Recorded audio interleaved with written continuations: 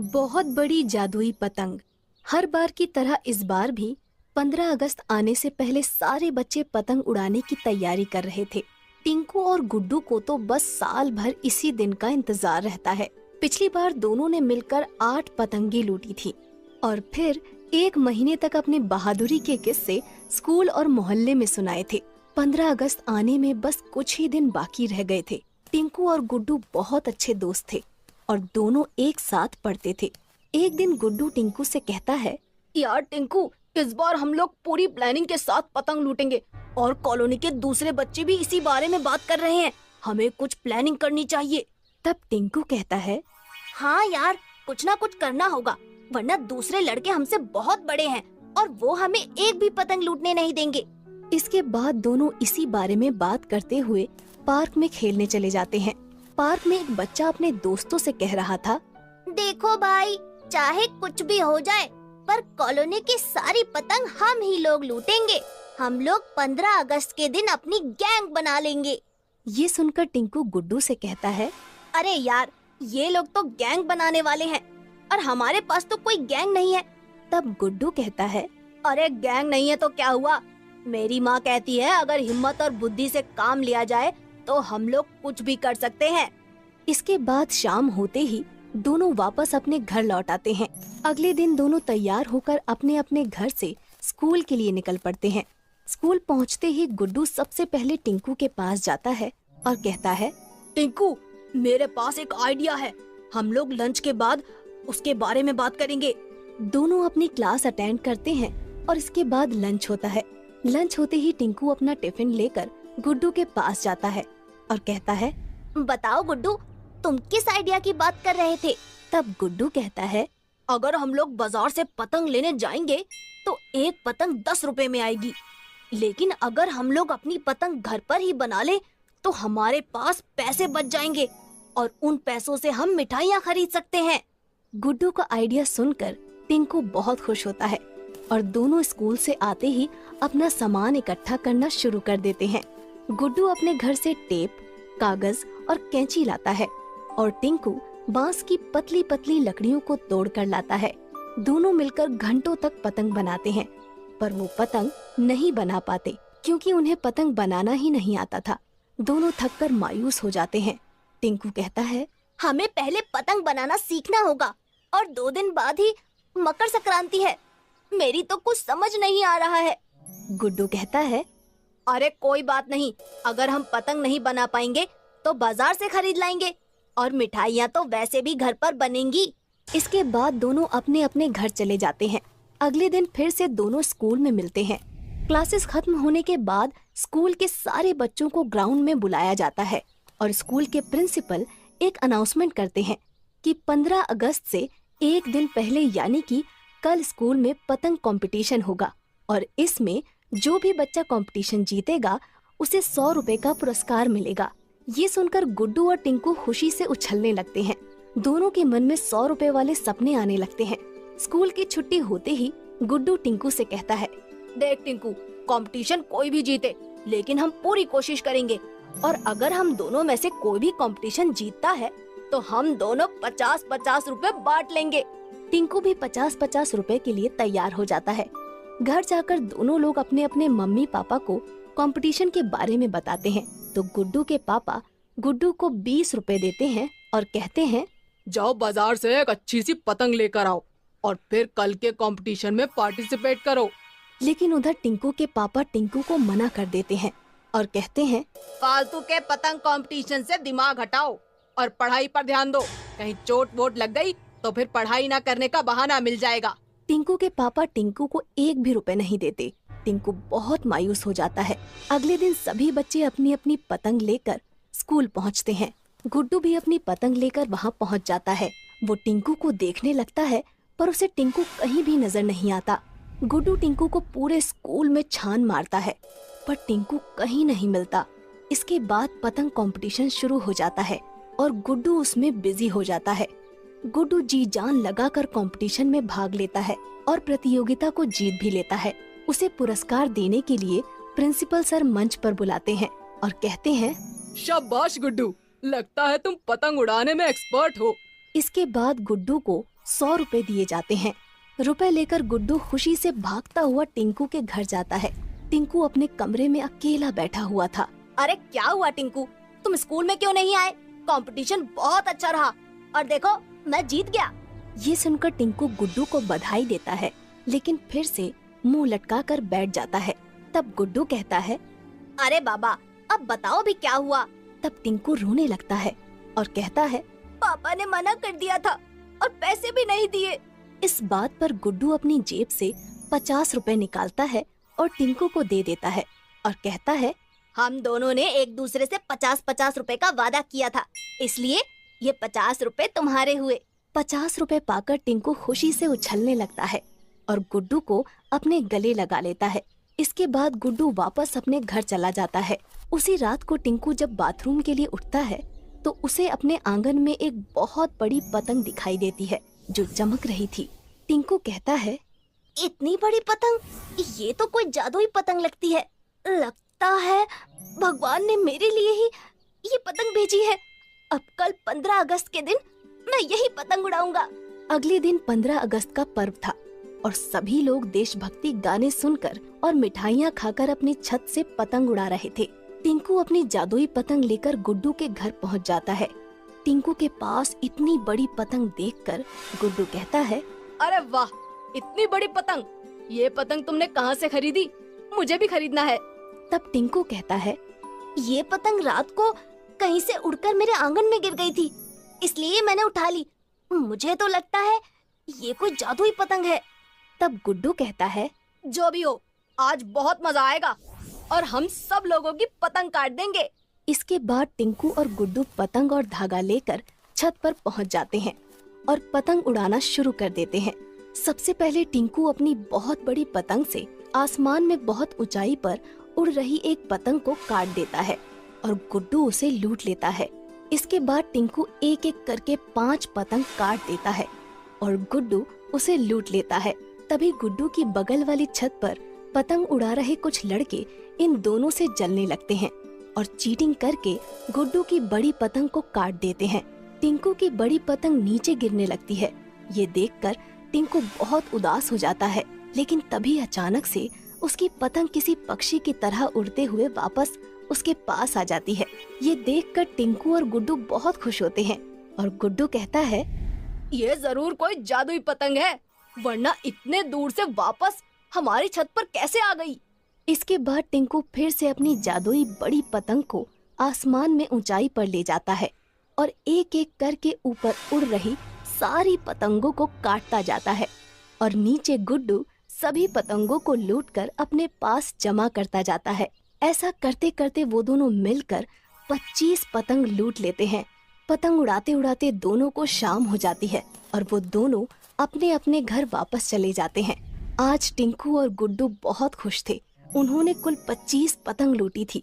ये 15 अगस्त उनकी जिंदगी का सबसे अच्छा दिन था। गरीब की जादुई सोने की पतंग की खेती। 15 वर्षीय पिंटू अपनी बीमार मां सोनल के संग रतनपुर गांव में रहा करता था। वो बेहद छोटा था जब उसके पिता का साया उसके सिर से उठ गया था, जिसके चलते बतौर बचपन में ही उसके नन्हे कंधों पर घर बार की जिम्मेदारी पड़ गई। बचपन से ही उसका पतंग के प्रति पक्का रुझान था। उसने पतंग को अपना व्यापार बना लिया। वो पतंग बनाकर बाजार में बेचा करता था। माँ, मैं पतंग बेचने जा रहा हूँ, पिंटू के पीछे बिछौने पर पड़ी उसकी बीमार माँ रोते हुए कहती है। देख रहे हो ना, तुम्हारी गैर हाजिरी में हमारा बेटा यतीम का जीवन काट रहा है। पढ़ने लिखने की उम्र में पतंग बेचकर दाना पानी चला रहा है। पिंटू के पिता अपने पीछे कुछ जमीन छोड़ गए थे जो एकदम बंजर और बेजान पड़ी हुई थी। पतंग ले लो, नीली हरी पतंग, पीली पतंग ले लो। सुबह से दोपहर हो गई थी मगर आज पिंटू की एक भी पतंग नहीं बिकी, जिसे देख वो निराश मन से कहता है, जाने आज किसका मुंह देखकर चला था कि एक भी पतंग की बोनी नहीं हुई। अगर सांझ तक पतंग नहीं बिकी तो आज का दाना पानी चलना दूभर हो जाएगा। मुझे दूसरे गांव को प्रस्थान करना पड़ेगा, शायद वहां मेरी पतंग बिक जाए। पिंटू अपनी पतंग के संग दूसरे गांव का रुख करता है कि एकाएक आसमान में घनघोर बादल घिर जाते हैं। लगता है भारी बरसात पड़ने वाली है। मुझे कोई ओट खोजना होगा जहां मेरी पतंग भीगने से बच सके। पिंटू पतंग बचाने के ताक में एक शहर पनाह की खोज करता है। तभी उसकी निगाह एक बुढ़िया पर जाती है जो बेहद घायल अवस्था में सड़क पर मदद की गुहार लगा रही होती है। मदद करो, अरे कोई मदद करो। पिंटू अपनी पतंग को छोड़कर बुढ़िया की जान बचाता है। तभी मूसलाधार बरसात के कारण पिंटू की सारी पतंग पानी में भीगकर फट जाती हैं। बेटा, मुझे बचाने के चलते तुम्हारी पतंग पानी में सराबोर हो गई। कोई बात नहीं, वो पतंग आपकी जान से बढ़कर नहीं थी। आप इतनी चोटिल कैसे हुई? दरअसल मैं एक जादूगरनी हूँ, इसके चलते लोगों ने मुझ पे पथराव किया। ये तुम अपने पास रखो। ये क्या है? ये एक भभूति है, इसे ले जाकर तुम अपने पुश्तैनी बंजर जमीन पर उड़ेल देना। एक दिन के पश्चात वहाँ सोने की सैकड़ों पतंग की खेती उगाएगी। मगर ध्यान रहे, इस भभूति का इस्तेमाल अत्यधिक मात्रा में न करना, वरना उस वर्ष तुम्हारी पतंग की खेती सूनी पड़ जाएगी। पिंटू भभूत लेकर सीधे अपने बंजर खेत पर जाता है और उस जादूगरनी के कहे अनुसार भभूत मिट्टी के चारों ओर उड़ल कर घर लौट कर आता है। मेरी पतंग के संग कमाई का जरिया भी बह चुका है। अब घर की जीविका इस सोने की पतंग की खेती पर ही निर्भर है।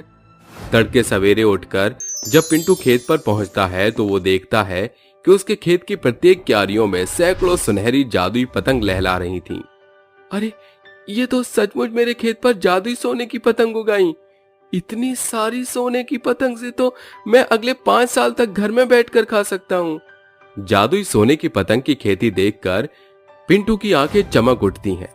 इसके पश्चात वो उन सोने की पतंग की खेती को सावधानी पूर्वक खेत से अलग करके उन्हें बोरी में भरकर घर आता है, जहां बिस्तर पर पड़ी उसकी माँ सोनल कहती है, अरे पिंटू बेटा, क्या है इस बोरे में? पिंटू झटपट से सारी सोने की पतंग को जमीन पर उड़ेल देता है, जिसे देख सोनल हैरानी जाहिर करती हुई कहती है, अरे ये क्या, इतनी सारी सोने की पतंग तुझे कहाँ मिली? माँ, ये पतंग कहीं से मिली नहीं, बल्कि हमारे खेत की उपज है। ये जादुई सोने की पतंग। कैसी बहकी बातें कर रहा है तू पिंटू? भला जादुई पतंग की भी खेती संभव है क्या? पिंटू अपनी माँ को सारा घटनाक्रम कह सुनाता है। क्या सचमुच ये जादुई पतंग की खेती और उसकी सोने की चमक मेरी आंखों के भीतर ही नहीं समा पा रही है? माँ, आप कहती थी ना कि भगवान के घर देर है अंधेर नहीं। शायद ऊपर वाले ने इस जादुई सोने की पतंग के जरिए हमारे पुराने दिन फेर दिए हैं। माँ, अब मैं पढ़ लिख सकूंगा और घर का दाना पानी भी नहीं रुकेगा। पिंटू सारी जादुई सोने की पतंग को एक बड़े तबके के सुनार से सौदा कर आता है, जिससे उसे बेहद मोटी रकम हाथ लगती है। अब पिंटू की छोटी सी झोपड़ी एक बड़े पक्के मकान में ढल जाती है और पिंटू स्कूल जाने लगता है, जिसे देख सोनल रोते हुए कहती है, इस स्कूल के पोशाक में कितना जच रहा है मेरा लाल। माँ, इन सब कुछ का श्रेय केवल उस जादुई सोने की पतंग की खेती को जाता है, वरना आज मैं पढ़ने लिखने के बजाय मौसम की मार झेलकर सड़क पर अभी पतंग ही बेच रहा होता। इसी प्रकार दिन, महीने और महीना साल भर बीत जाता है और पिंटू कहता है, 1 वर्ष का चक्र आज पूरा हो चुका है। मुझे आज ही एक बार फिर खेत में वो भभूत का छिड़काव करना होगा, जिससे कि कल तक के पड़ाव में जादुई सोने की पतंग की खेती पूरी हो सके। पिंटू जादूगरनी के कहे अनुसार खेत पर पहुंचकर कई क्यारियां बनाकर कहता है, अगर मैं ज्यादा मात्रा में भभूत का छिड़काव करूं तो सोने की पतंग की खेती दुगनी हो जाएगी। मगर उस जादूगरनी ने कहा था कि ऐसा करने से भविष्य में फिर कभी सोने की पतंग की खेती नहीं हो सकेगी।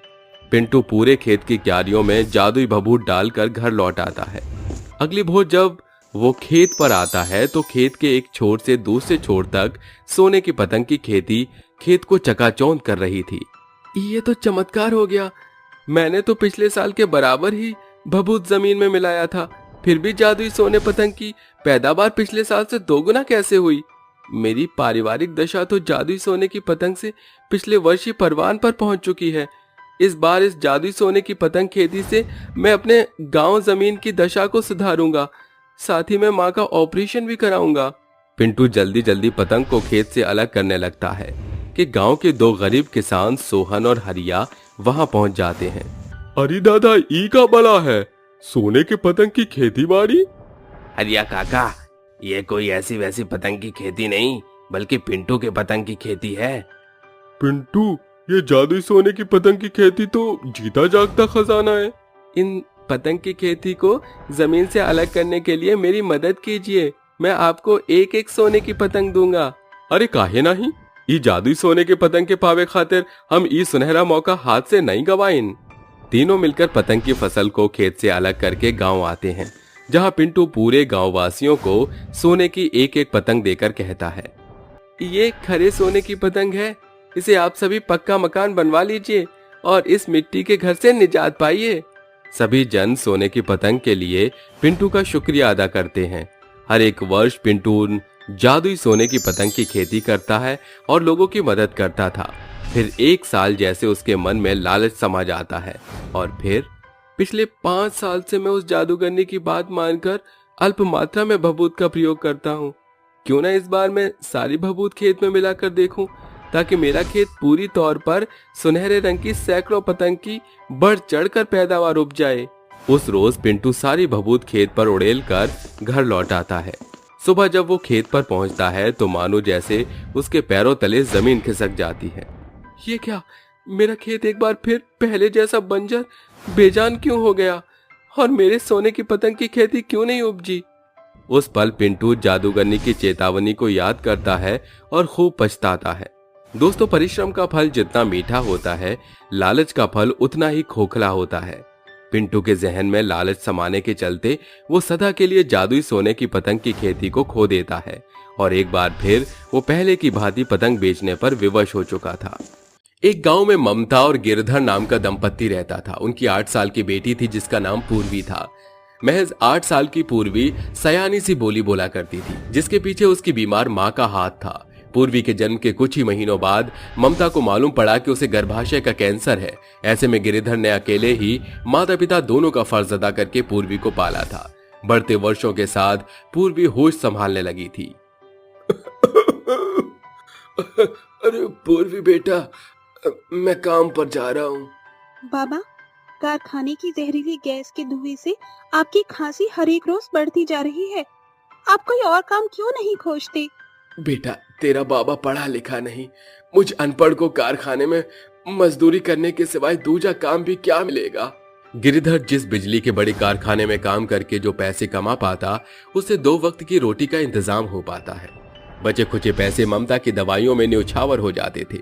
मगर किसे पता था कि आज गिरिधर की उस कारखाने में आखिरी सांसें चल रही थी। काम के दौरान कारखाने में आग लग जाती है, जिसकी लपटें फौरन कर्मचारियों को अपने चपेटे में ले लेती हैं, जिसमें गिरधर भी झुलस जाता है और मौके पर ही दम तोड़ देता है। सांझ को यह खबर पूर्वी और उसकी मां को पता चलने पर जैसे उनका आसमान ही छिन गया हो। बिछौने पर पड़ी ममता रोते हुए कहती है, काश कि आपकी सारी बलाएं मुझ पर आ जाती। सालों से बिछौने पर पड़ी जिंदा लाश बनकर रह गई हूँ। मैं ही चली जाती। पूर्वी की आंखों से आंसुओं की बहार बरस रही थी। ऐसे में वो अपनी माँ के आंसू पोंछते हुए कहती है, माँ चुप हो जाओ, रोने से कुछ भी हल नहीं होगा। ममता रोते बिलखते हुए सो जाती है, मगर पूर्वी की आंखों से जैसे नींद उड़ी हुई थी। वो दीवट पर बैठी कहती है, बाबा तो इतने पैसे भी नहीं छोड़कर गए जिससे घर चले। ऐसे में एक भी दिन का दाना पानी चलाना मुश्किल है। सवेरे पूर्वी सभी के घर जाकर उनसे मदद मांगती है, मगर कोई मदद नहीं करता, बल्कि दुत्कारता है और कोई तो उसे झड़पता है। कमलेश, जो उसके पिता का पुराना दोस्त था, आकर कहता है, अब पूर्वी बिटिया। कमलेश काका, कहाँ थे आप? बाबा हमको अकेला छोड़कर चले गए। बिटिया, मैं गांव से बाहर था। रो मत बिटिया, आज के जुग जमाने की खातिर इन आंसुओं का कोई मोल नहीं है बिटिया। काका, पिछले 3 रोज से अम्मा भूखी हैं। उनकी दवाई भी खत्म हो गई है। घर चलाना एकदम दुर्भर हो चुका है। हिम्मत की पंक्ति बांध बेटा, 15 अगस्त आने को है। ऐसे में पतंग की बिक्री जोरों शोरों से होगी। मैं तुझे पतंग बनाना सिखा देता हूँ, उससे जीवन आसान हो जाएगा तेरा। दिमाग की तेज पूर्वी पहली बार में ही पतंग बनाना सीख जाती है और सैकड़ों पतंग बनाकर उन्हें कड़ी धूप में बेचने निकल पड़ती है। पतंग ले लो पतंग, रंग बिरंगी पतंग, पूर्वी की पतंग ले जाओ, 15 अगस्त में पतंग उड़ाओ। भूखी प्यासी पूर्वी बुलंद आवाज में पतंग बेचती है, मगर कोई भी उसकी पतंग नहीं खरीदता। एकाएक उसकी आंखों के सामने घनघोर अंधेरा छाने के साथ वो स्तब्ध होकर जमीन पर गिर जाती है। फिर सड़क से गुजर रहे 2 बच्चे आते हुए कहते हैं, मीकू वो देख रंग बिरंगी पतंग, चल मजे करते हैं। हाँ चल। दोनों बच्चे पूर्वी की सभी पतंग को तार बघार करके चल देते हैं। तभी पूर्वी बेहोशी से आकर पतंग को फटा चिटा हुआ पाकर फूट फूट कर रोकर कहने लगती है, ये मेरी पतंग को किसने तहस नहस किया है? वो बिलख बिलख कर रोती है। तभी उसकी सिसकियां आसमान में उड़ रही एक परी सुनकर उसके पास आती है। अरे तुम क्यों रो रही हो? परी के पूछने पर पूर्वी उसे अपने दुख की दर्द सुनाती है, जिसके बाद परी अपने जादू से उसे 3 पतंग देकर कहती है, पूर्वी ये 3 जादुई पतंग हैं। जब भी तुम इनसे मदद मांगना तब ये तीनों पतंग सुनहरे रंग की हो जाएंगी। जिसे पहली पतंग तुम्हें सोने की पतंग, दूसरी पतंग तुम्हें भोजन और अंतिम पतंग तुम्हें आइसक्रीम देगी। ये सुनकर पूर्वी बेहद खुश होती है। इन जादुई पतंग के लिए तुम्हारा शुक्रिया जादुई परी।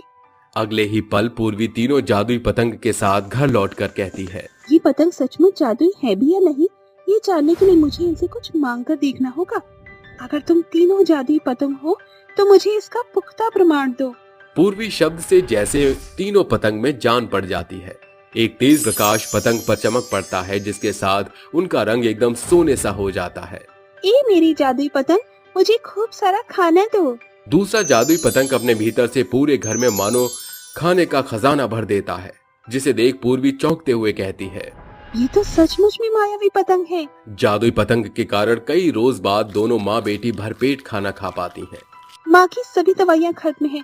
इससे पहले कि माँ की सेहत और अधिक संतुलन से बाहर हो जाए, मुझे पहली जादुई पतंग की मदद चाहिए होगी। ए मेरी सोने की सुंदर जादुई पतंग, मुझे इसी वक्त एक सोने की पतंग दे दो। जादुई पहली पतंग पूर्वी को चमचमाती खरे सोने की एक पतंग देती है। इससे मेरा काम बन जाएगा। जादुई पतंग से मिले पतंग को पूर्वी सुनार से सौदा कर देती है, जिससे उसे मोटी रकम हाथ लगती है। वो अपनी माँ की दवाइयाँ भी खरीद लाती है और अपनी जादुई पतंग को शुक्रिया अदा करती है। तुम्हारा शुक्रिया जादुई पतंग, तुमने मेरी बहुत मदद की। इसी तरह समय गुजरता जा रहा था। जब कभी पूर्वी को कोई भी जरूरत पड़ती तो वो अपनी 3 जादुई पतंग के द्वारा अपनी समस्या को सुलझा लिया करती थी। एक बार गांव में एक आइसक्रीम बेचने वाला शख्स आता है। आइसक्रीम ले लो, रबड़ी पिस्ते से भरी आइसक्रीम खा लो, आओ बच्चों आइसक्रीम ले लो। पूर्वी सभी के चेहरे को देखकर कहती है, सभी को आइसक्रीम खाने का मन है, मगर पैसे के अभाव में बच्चे एक आइसक्रीम का लुत्फ नहीं उठा पा रहे हैं। अब मुझको कुछ करना ही होगा। पूर्वी अपनी तीसरी जादुई पतंग से कहती है, बारी आ चुकी है जब अंतिम जादुई पतंग का इस्तेमाल हो। ए मेरी जादुई पतंग, मुझे खूब सारी आइसक्रीम दो। जादुई तीसरी पतंग पूर्वी के द्वारा की गई आइसक्रीम की मांग की पूर्ति करती है। वो सभी बच्चों को एक एक आइसक्रीम बांटती है। तभी मीकू और अमित भी वहां आ धमकते हुए कहते हैं, हमें भी आइसक्रीम चाहिए, हमारे पास पैसे नहीं है। हमें भी आइसक्रीम चाहिए, हमें भी, हमारे पास पैसे नहीं है। कहो कौन सी आइसक्रीम खाओगे तुम? मुझे चोकोबार। और मुझे बटर स्कॉच। ए मेरी जादुई पतंग, मुझे जल्दी से एक चोकोबार और एक बटर स्कॉच दो। जादुई पतंग से निकली दोनों आइसक्रीम दोनों दोस्त के हथेली में आ रुकती हैं। वो हैरानी जाहिर करते हुए कहते हैं, काई पोची आइला, ये कैसी जादुई पतंग है जो खाने की चीज देती है? दरअसल ये एक जादुई पतंग है जो आइसक्रीम देती है। मेरे पास इसके अलावा भी 2 और जादुई पतंग हैं। माफ करना, उस रोज जब तुम सड़क पर बेहोश पड़ी थी तो हमने ही तुम्हारी पतंग को फाड़ा था। इस पर पूर्वी उन्हें मुस्कान देती है और वो कहते हैं, हमने तुम्हारी पतंग फाड़ी और तुम खुशी मना रही हो। तुमने अच्छा किया। अगर उस रोज मेरी पतंग नहीं फटती तो ना तो वो परी आती, ना ये 3 जादुई पतंग। पूर्वी अपने जादुई 3 पतंग से ऐसे ही लोगों को और अपनी मदद किया करती थी। एक रोज एक युवक सूट बूट पहने उसके घर आता है। मैं सतवीर हूँ, उस कारखाने का मालिक जहाँ तुम्हारे बाबा काम करते थे। मुझे खबर नहीं पड़ी कि उस हादसे के सिर्फ माल की नहीं बल्कि जान माल दोनों की हानि हुई। मुआवजे में मैं तुम दोनों की मदद करना चाहता हूँ। अंकल, जो भी हुआ वो महज एक हादसा था। मेरे पास पहले ही 3 जादुई पतंग है, जिसे मैं ना सिर्फ अपनी बल्कि औरों की भी मदद करती हूँ। मुझे आपकी मदद की जरूरत नहीं है। ठीक है, अगर भविष्य में जब भी तुम्हें मेरी मदद की जरूरत पड़े तो बता देना। जादुई पहली पतंग से पूर्वी अपनी माँ की बीमारी को हराने में कामयाब होती है, जिसके बाद वो अपनी आर्थिक दशा स्थिर करती है। फिर कुछ दिन बाद चारों ओर 15 अगस्त की चहल पहल मच जाती है। पूरा आसमान पतंग से भरा हुआ था, जहां पूर्वी भी बड़े उमंग से अपनी जादुई सोने की पतंग को आसमान में उड़ा रही थी और लोग उसे निहार रहे थे।